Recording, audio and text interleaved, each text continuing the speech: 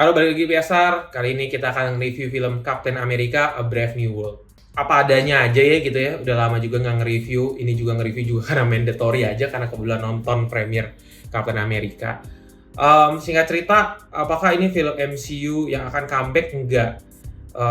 Of course masih jauh banget dari ekspektasi. Sebenarnya it's a proper film ya. Proper film maksudnya tidak baik dan tidak buruk juga gitu. Cuman mungkin karena ini MCU, jadi ekspektasinya adalah continuity-nya juga dipertanyakan karena kan ini kan berangkat dari series Disney Plus dan which is gak semua orang nonton series Disney Plus. Jadi gimana caranya bikin sebuah film yang nggak nonton series di Disney Plus ya pun orang bisa tetap dapat konteksnya dan masih bisa nikmatin ceritanya. That's the challenge gitu, yang which is emang agak sulit ya again ya. Mereka coba untuk nge-recap itu di first act, cuman secara karakterisasi ya banyak yang kayak cuma sekedar lewat, sekedar ada, and then ya udah gitu loh, nggak kelar aja kayaknya.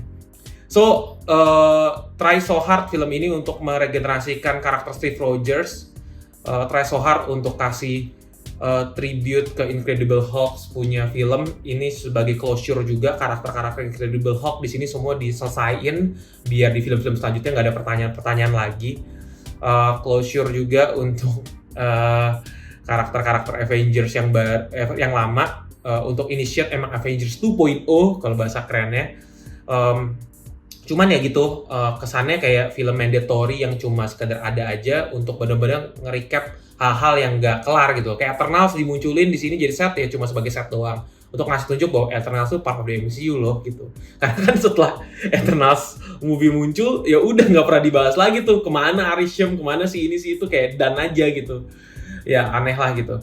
Ya udah sih, it's trying so hard juga untuk mengcopy The Winter Soldier dengan thriller politikalnya, cuma ya gitu, gue ada ekspektasi di second act karena udah bagus banget, kemudian jatuh di third act, ya udah gitu again, cuma sekedar diada-adain aja gitu. So ya tapi tetap bisa dinikmatin ya. I mean action sequence-nya itu menarik banget, enak banget. Bayangin seorang Captain America dari Sam Wilson bukan super soldier tapi berusaha keras untuk bisa counter musuh-musuh yang punya super power, dan itu menariknya sih di situ sih, ditopang dengan of course teknologi ya gitu ya, Wakanda, nanotech, tapi ya serunya sih di situ gimana caranya dengan keterbatasan bisa ngelawan orang-orang dengan kemampuan khusus ya kayak Batman gitulah.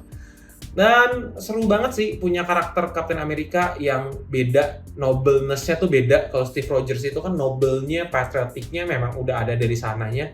Kalau ini kan Sam Wilson kan ya karena legacy ya.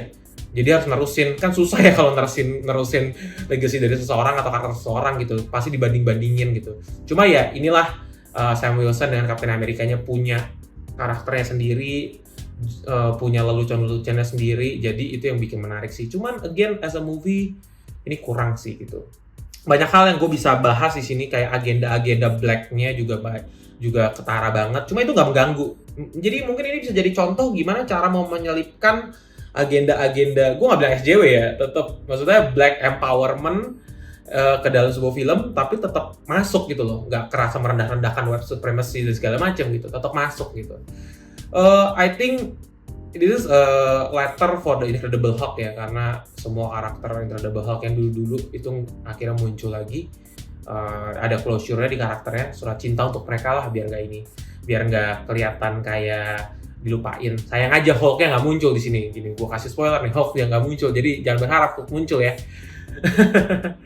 So itu aja, gue nge-review singkat aja karena buat mandatory. Banyak banget yang bisa dibahas. Mungkin ya kalau mau ngobrol-ngobrol sama Keramas mungkin mau lah gue breakdown ini. Cuma kalau cuma ngomong sendiri monolog, silakan ke ngelantur, jangan kesini. Jangan berharap kalau di sini bisa reviewnya begitu dalam dan begitu ini. Gue udah gak ada waktu lagi, udah capek man. Yeah, so thank you udah nonton, thank you buat teman-teman yang mau nonton sampai akhir juga. Gue kangen banget. Tunggu aja waktunya, kenapa PSR nggak jarang upload video. Kita juga commit at least upload konten di Instagram, so follow Instagram kalau mau update-nya, sama playstoprewards.com untuk websitenya. Tunggu aja momentum yang pas kapan nanti Playstop Reward atau PSR akan grow dengan proper lah ya. Gua mungkin nggak segede ngelantur atau Kramax gitu, so datang ke mereka aja. Cuma buat teman-teman content creator, movie reviewer atau film content creator whatever it is kalian nyebutnya, please, gua juga nggak punya hak sih, tapi gue boleh beropini lah ya. Nggak usah sotoy-sotoy banget lah kalau menang-menang punya numbers, belum tentu yang lo ngomongin juga bener. Lo perlu ngerti perspektif dari orang-orang film development atau film creator. Lo akan ngerti kenapa omongan-omongan lo terlalu keras dan kayaknya nggak valid gitu, karena lo cuma tahu dari sisi angle perspektif penonton aja, yang which is fine juga, cuma ya udahlah gitu. Please bear with me bahwa semakin kalian tahu tentang dunia industri entertainment, semakin kalian ngerti kenapa film itu jadi begini gitu. Ada kendala-kendala apa yang bikin itu terjadi. So, be wise. Watch it talk. Thank you udah nonton. Pay it to stop just rewards.